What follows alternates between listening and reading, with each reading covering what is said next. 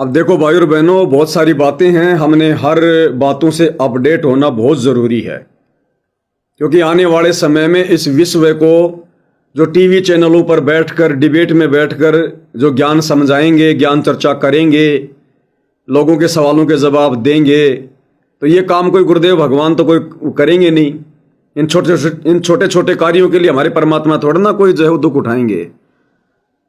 तो डिबेट में वही बैठेगा, ज्ञान चर्चा वही करेगा, लोगों के सवालों के जवाब वही देगा जो इस ज्ञान से भली भांति परिचित होगा। तो सत्सेवक भाई बहनों को ये जिम्मेदारी दी जाएगी आने वाले समय में। मीडिया जो है प्रभारी के रूप में, तो हमने हर पॉइंटों से परिचित होना बहुत जरूरी है। यहां गुरुदेव ने नानक जी का जिक्र किया कि नानक जी को परमात्मा मिले बेई नदी पर, फिर सतलोक लेकर गए, उन्हें वापस छोड़ा तीसरे दिन।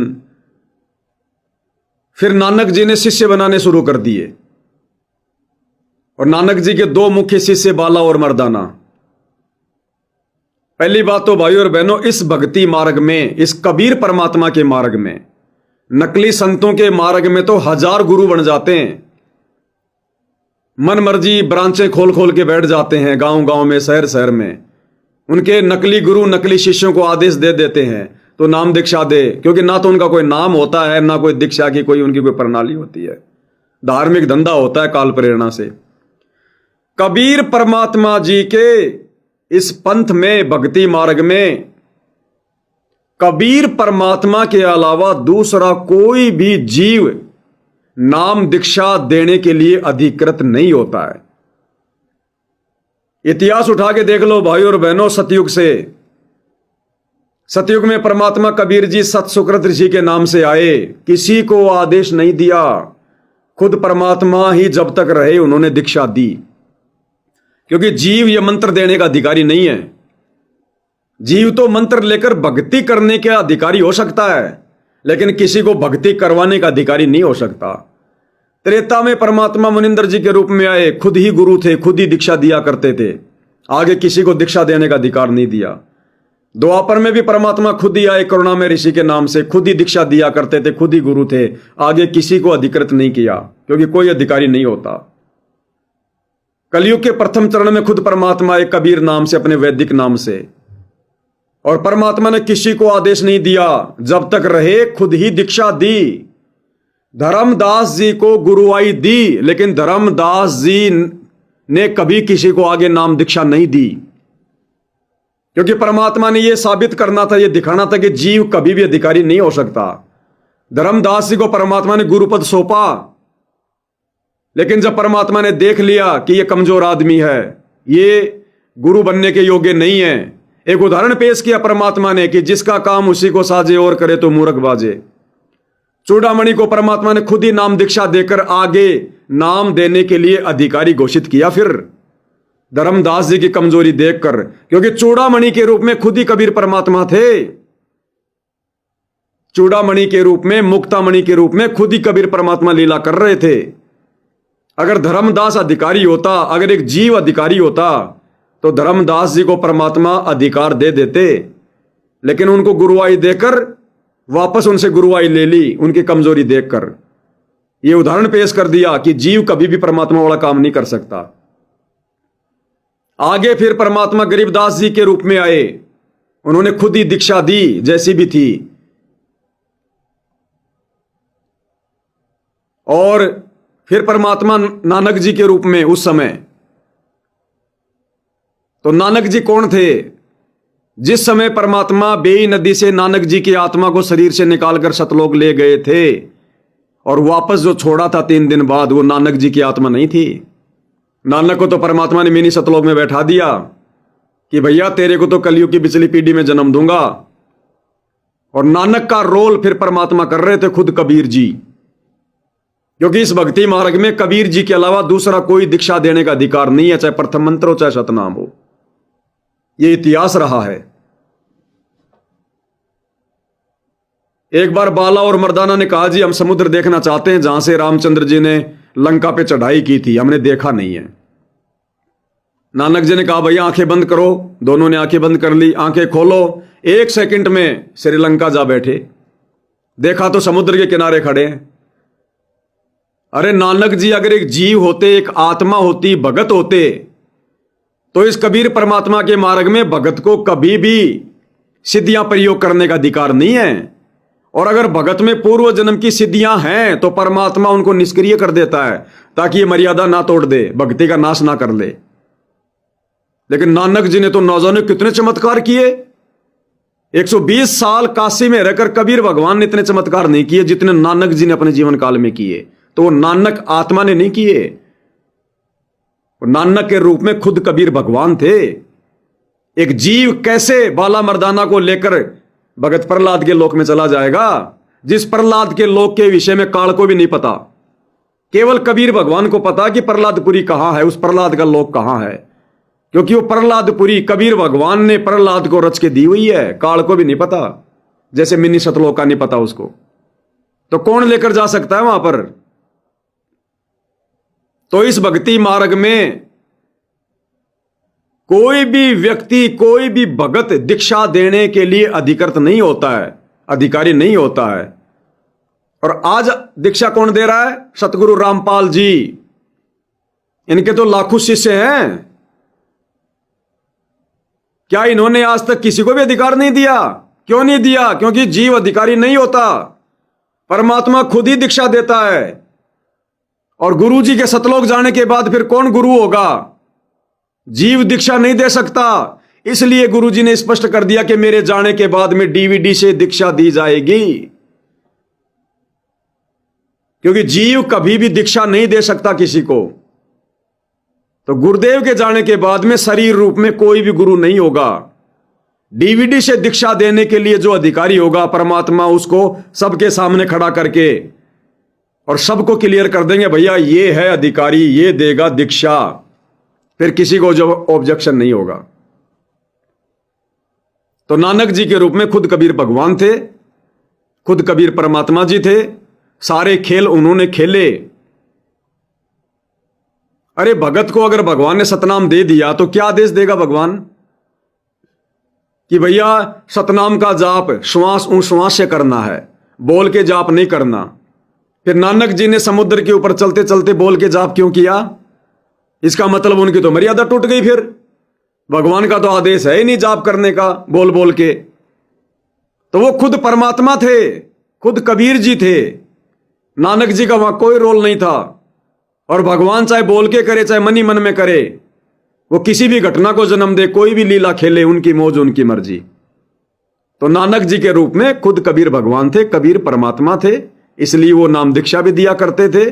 उन्होंने चमत्कार भी किए जो उस समय करने जरूरी थे, लोगों की भक्ति में आस्था बनाए रखने के लिए, क्योंकि मोक्ष तो उस समय किसी का होना नहीं था।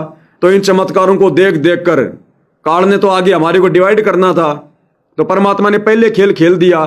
फिर काल ने अलग से सिख समाज तैयार करके खुश हो गया कि मैंने लोगों को धर्मों में बांट दिया। परमात्मा पहले नानक जी के रूप में आ गए कि काल ऐसा खेल खेलेगा। परमात्मा ने अपनी आत्माओं को वापस अपने उसमें ले लिया नानक जी के माध्यम से कि भैया ये वाणी का पाठ शुरू कर दो, दान धर्म शुरू कर दो, तुम्हारे को मनुष्य जन्म मिलते रहेंगे, मिलते रहेंगे, मिलते रहेंगे, कलयुग की पिछली पीढ़ी तक आ जाओगे। तो सारे खेल ये भगवान खेल रहा है। सारे खेल हमने किए, हमसे मिले सो निश्चय जिए। सारा खेल कबीर भगवान स्वयं खेलता है। आगे क्या कह रहे हैं गुरुदेव? तो समुद्र में डूबने लगा। तब बाबा नानक जी ने कहा कि मर्दाना, गुरु जो कहे वो करो, गुरु की नकल नहीं करते। मर्दाना फिर वाहे गुरु करने लगा तो वो ठीक हो गया, ठीक से चलने लगा।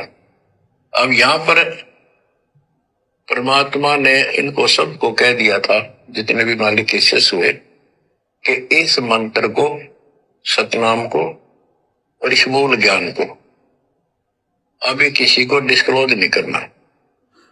तो बाबा नानक जी 5 नाम देते थे इनको सबको, बस वो 5 जैसे हम। अब गुरुदेव बार बार बाबा नानक जी क्यों बोल रहे हैं? और एक सत्संग में गुरुदेव ने क्या बताया कि बच्चों, बाबा कहलाने का अधिकारी केवल कबीर भगवान है। बाबा कहलाने का अधिकारी केवल कबीर भगवान है। तो नानक जी को बार बार बाबा बाबा क्यों कह रहे हैं गुरुदेव? क्योंकि खुद कबीर भगवान थे वो। तो बाबा नानक जी 5 नाम देते थे इनको सबको, बस वो 5, जैसे हम 7 नाम देते, बीच बीच के 5 दिया करते थे। तो कहने का भाव ये है, एक तो ये सतनाम कहीं बाहर ना जावे इसलिए झटका दे दिया, और बाला ने सब जगह बता दिया, लिखवा दी एक जन्म साखी भाई बाल्यवाड़ी में ऐसी ऐसी घटना हुई। उसके बाद सिख समाज इस चीज से हिचक गया, डर गया कि जैसे मर्दाना जी ने गुरु जी का आदेश की उल्लंघना करके और सतनाम जाप करने लगा था, ये डूब गया, मर जाता, इसलिए हमने इस नाम का जाप नहीं करना। और वो मनाही न्यू करी थी कि वो समय नहीं था इसके बताने का। झटका इसलिए दिया था कि उन्हें लिखना था, वाणी में लिखना होता, जैसे गरीबदास जी ने सारा लिख रखा है, ओम सोम मंत्र जपिए योग युग त्याग दुहनी तपिए, ओम सोम मंत्र सारम सुरति निर्तीश करो विचार। तो बाबा नानक जी ने भी प्राण संगली के अंदर ये लिखा था। बाद में प्राण संगली इन्होंने कभी ग्रंथ साहब में भी बैंड नहीं किया, अलग रख दी, बल्कि जल प्रवाह कर दी थी, खत्म कर दी थी कि कोई सिख बच्चा इसमें ये मंत्र ना पढ़ ले और गुरु जी की बात की अवेयर ना हो जाए। ये बात तो इस शकल में थी। अब तो गरीबदास जी कहते, झाकी वे कबीर की रान की वाह, वह सिखा का गड़पड़ी कौन छटावता। अब ध्यान से सुनना भाई और बहनों, बहुत मतलब की बात है। अब इनको समझाना चाहें कि ये उन परिस्थितियों में मना किया था और ये नाम है जाप करने का। अब ये मानने को तैयार नहीं। अब वाहेगुरु वाहेगुरु क्या कह रहे हैं पूज्य गुरुदेव भगवान। नानक जी के रूप में कबीर परमात्मा ने जो झटका दिया था मर्दाना को, सतनाम का मंत्र बोल बोल के जाप करके, फिर मर्दाना ने भी उनकी नकल करनी शुरू कर दी। तो उन्होंने कहा कि भैया गुरु क्या कर रहा है ये मत देखो, गुरु तुम्हें क्या करने को कह रहा है उस पर ध्यान दो। और वो मंत्र बोला इसलिए था ताकि ये लिखवा दिया जाए, फिर बाद में ये बाला मर्दाना इस मंत्र को लिखवा देंगे कि गुरुजी ने ऐसे ऐसे वो मंत्र बोला था 2 अक्षर का। इसके कई रीजन थे भाई और बहनों। इस सतनाम मंत्र को बार बार परमात्मा ने लिखवा कर आज आप और हमें भी ये विश्वास दिलवाना था कि देखो संत रामपाल जी कोई अपनी तरफ से नहीं बोल रहे, कबीर भगवान ने जिस जिसको ये मंत्र दिया सतनाम, यही 2 अक्षर हैं, यही 2 अक्षर हैं। देखो इसके प्रमाण प्राण संगली में, गुरु ग्रंथ साहिब में, कबीर सागर में, सदग्रंथ साहिब में, फलाने में, ताकि आप और हमें दृढ़ विश्वास हो कि गुरुदेव हमें जो सतनाम के रूप में मंत्र दे रहे हैं बिल्कुल यही सत्य है। और जब परमात्मा जी ऊपर से आए नानक जी के रूप में, तो नीचे आते ही उन्होंने प्रथम जो थी वो उदासी, वो काशी की, बनारस के लिए चल पड़े वो, और वहां से वास्तविक जो मंत्र था वो लेने की उन्होंने लीला की। एक रूप में परमात्मा कबीर रूप में काशी में बैठे थे, दूसरे रूप में नानक रूप में लीला करते हुए परमात्मा एक भगत की भूमिका करते हुए काशी में गए, वो मंत्र लेकर आ गए जो सतनाम है, जो गुरु ग्रंथ साहिब में लिखा भी हुआ है। अब गुरुदेव भगवान कह रहे हैं कि वो वास्तविक मंत्र मैं दे रहा हूं, लोगों को बता रहा हूं, तुम्हारे गुरु ग्रंथ साहिब में भी दिखा रहा हूं, देखो ये लिखे हुए 2 अक्षर। वो श्रीलंका वाली समुद्र वाली घटना भी बता रहा हूं, देखो नानक जी ने मुंह से बोल के वो मंत्र जाप किए थे, तुम ये मंत्र जाप करो जो नानक जी किया करते थे। तो सिख समाज कहता कि नहीं नहीं नहीं, वो तो साडे गुरुआं ने करना सी, हम तो वाहिगुरु वाहिगुरु वाहिगुरु सतनाम वाहिगुरु वाहिगुरु वाहिगुरु, हमारे गुरु जी ने यह आदेश दिया। क्योंकि जब नानक के रूप में परमात्मा ऊपर से आए तो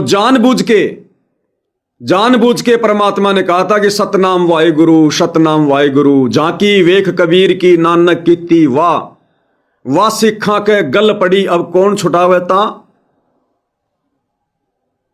तो क्या कबीर भगवान को इस बात का पता नहीं था कि मैं नीचे जाकर जब ये वाहिगुरु सतनाम बोलूंगा तो आगे चलकर ये पूरा सिख समाज मेरी बात को पकड़ लेगा और सारे वाहिगुरु सतनाम करने लग जाएंगे। जानबूझ के किया परमात्मा ने ऐसा, जानबूझ के सारे खेल हमने किए, हमसे मिले सो निश्चय जिए। क्योंकि उस समय परमात्मा ने उस वास्तविक सतनाम का किसी से जाप नहीं करवाना था और सिख समाज को एक धार्मिकता में बांध के भी रखना था।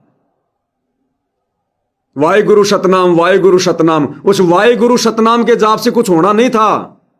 होना तो वो जो वाणी का पाठ है, जो धर्म है, जो 5 यज्ञ हैं, जो वो जोत जलाई जाती है, उससे होना था।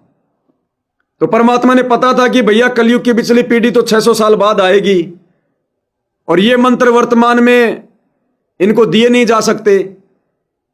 तो सतनाम वाहिगुरु ये वाला मंत्र परमात्मा ने बोल दिया।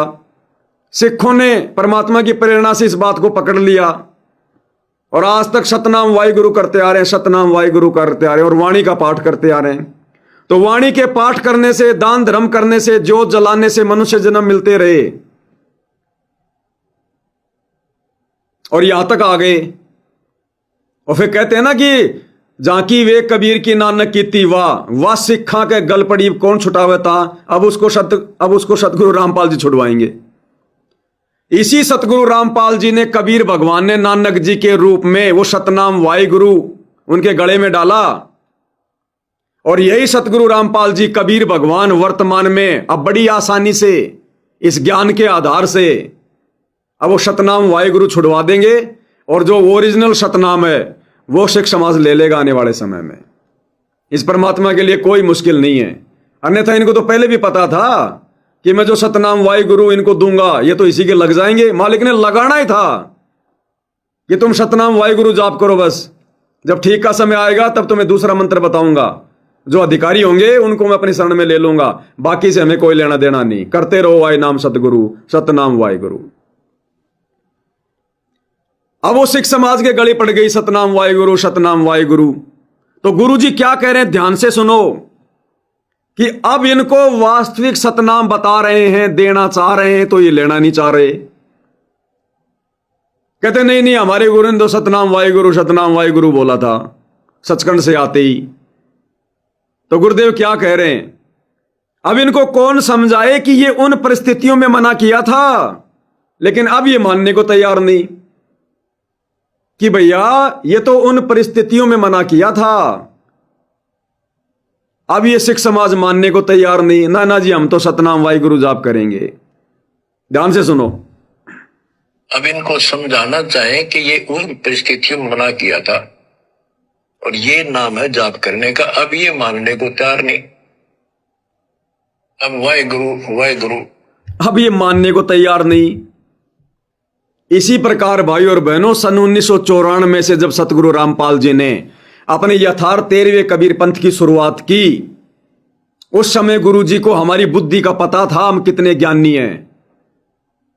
इसलिए गुरु जी ने स्वयं कबीर होते हुए अपने आप को छुपाया और उस दाढ़ी मूछ वाली कबीर की नकली फोटो को सामने रख के, दाढ़ी मूछ वाली को आप और हमें ज्ञान समझाने के लिए ये बताया कि ये कबीर है, कबीर भगवान ऐसा है। नाम दीक्षा के समय हमें वो फोटो दी कि कबीर भगवान इसकी पूजा करनी है, इसकी भक्ति करनी है। अगर गुरुजी उस समय खुद कह दे कि मैं कबीर, तो कोई मानने को तैयार नहीं। इसलिए उन परिस्थितियों में हमारी बुद्धि को देखते हुए गुरुजी ने वो कबीर की दाढ़ी मूछ वाली फोटो को कबीर बताया, भगवान बताया, हमारे दरबार में उस फोटो को रखवाया। अब सात संगति के माध्यम से सच्चाई बताई जा रही है, वास्तविकता बताई जा रही है। अब ये सतलोक आश्रम वाले मानने को तैयार नहीं। अरे वो परिस्थितियां अलग थी भाई। वो उन परिस्थितियों के तहत गुरुजी ने उस फोटो को कबीर बताया। अब तो हमें पहचान हो जानी चाहिए कि वास्तव में कबीर कौन है और क्यों संत रामपाल जी ने उन परिस्थितियों में हमारी छोटी बुद्धि को देखते हुए, स्वयं कबीर होते हुए, अपने से भिन्न उस कागज के टुकड़े को कबीर बताया। लेकिन अब सिखों की तरह, जैसे अब सिख भाई बस सतनाम वाहिगुरु, जबकि उनको वास्तविक सतनाम बताया जा रहा है, उनको प्रमाण दिया जा रहा है, फिर भी मानने को तैयार नहीं है। ठीक इसी प्रकार भाई और बहनों, गुरुजी ने किन परिस्थितियों में उस कागज की फोटो को भगवान बताया। अरे अब इतना ज्ञान दे दिया, सात संगति के इतने वीडियो बन गए, इतने प्रमाण दे दिए, सत्संगों में खुद गुरुजी ने उस फोटो को रिजेक्ट कर दिया कि बच्चों भगवान का चित्र ऐसा नहीं है जो तुम देख रहे हो। अब ये संगत मानने को तैयार नहीं। क्या कह रहे हैं गुरुदेव? अब इनको समझाना चाहे कि ये उन परिस्थितियों में मना किया था और ये नाम है जाप करने का। अब ये मानने को तैयार नहीं। अब वाहेगुरु वाहेगुरु। तो ठीक इसी प्रकार भाई और बहनों, अब हम सात संगति वाले इन सतलोक आश्रम वालों को समझा रहे हैं, बता रहे हैं, भाई गुरुजी ने इस कागज की फोटो को भगवान क्यों बताया, क्यों तुम्हारे दरबार में रखवाया। लेकिन अब ये भाई मानने को तैयार नहीं। नहीं नहीं, गुरुजी भी तो इसी फोटो की पूजा करते थे। गुरुजी ने तो ये फोटो दी हमारे को नाम दीक्षा के समय। गुरुजी भी तो आश्रम में इसी फोटो को लगाते थे। अरे गुरुजी किन परिस्थितियों में लगाते थे, क्यों लगाते थे, अब उस बात को समझो। लेकिन ना तो वो सिख समाज मानने को तैयार है और ना ये भगत समाज मानने को तैयार है।